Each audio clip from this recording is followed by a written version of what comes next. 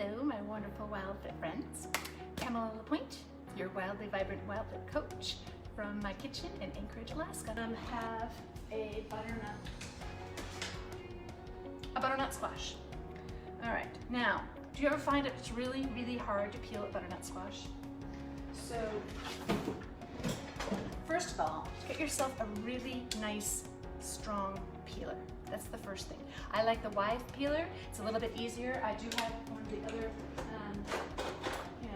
straight edged ones. It's not as sharp, but this one the blade can be replaced, and I think it's time for me to find a new blade for it. So I think I'm gonna leave that there to remind myself to put that on my list to get. But one hint for peeling butternut squash is to just heat it a few minutes in your microwave. So I heated this for 3 minutes, not enough to cook it, but enough to steam it enough so that the sides get soft, maybe 5 minutes. Then you have to let it cool, that's the only thing. So I have cut off the very stem top, and I just took my peeler and I peeled a circle around the bottom. And now I can just stand it up this. So I just used my knife to cut off the end. And now I can just nicely peel these off. So I am going to take this squash and I am going to put it into big slices, which isn't how you usually see it cooked. It's usually diced, and it's such a pretty presentation. I'm going to grill them up since my oven is already hot and going. I am going to cut thick, half-inch slices. I'm going to add my favorite oil is coconut oil, almond oil, avocado oil, any of those oils is also in my cupboard. So, but I don't know, I just tend to use coconut oil. Maybe I'll mix it up just because I said I was going to use coconut oil. Maybe I'll use almond oil today. There. So I am all peeled. I'm going to discard. I really need to learn about composting.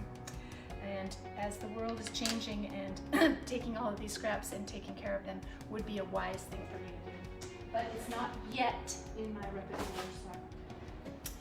So. Okay.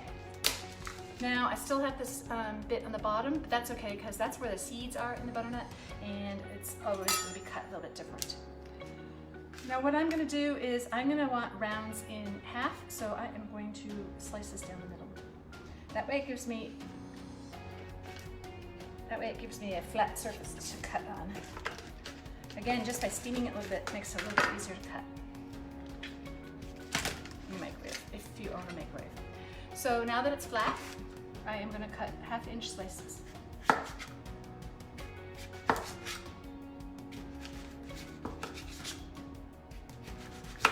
You don't need to see me cut up the whole thing.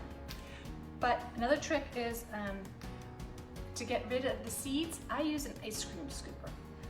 It's a lot easier.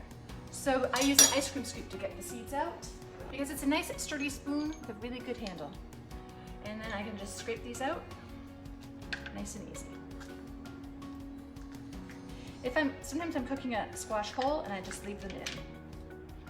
So I will clean that out afterwards.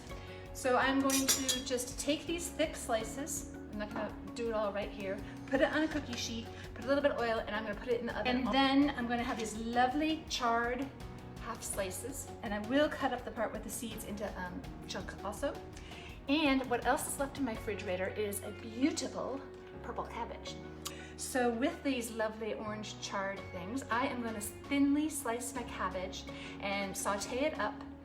So I have cabbage noodles, and then I'm going to put my charred butternut squash on top and possibly toast up some either pine nuts, or you know what else would be really nice is hazelnuts would be really toasty. Crush them up a little bit and toast them and then sprinkle those on top. So that is something I'm going to do. And I'll just flavor it with a little bit of garlic.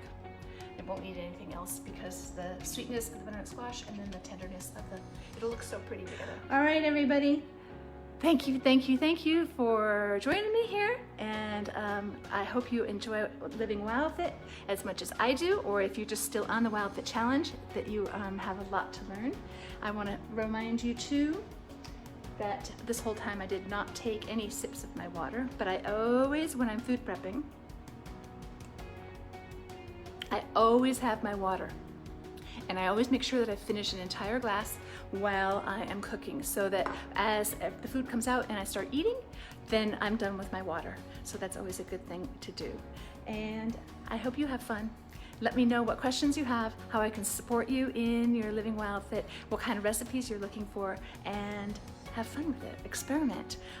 Learn to like life, take what's given to you, and make the best of it. Have fun and experiment with it and try things in new ways. All right. Love to all. Bye.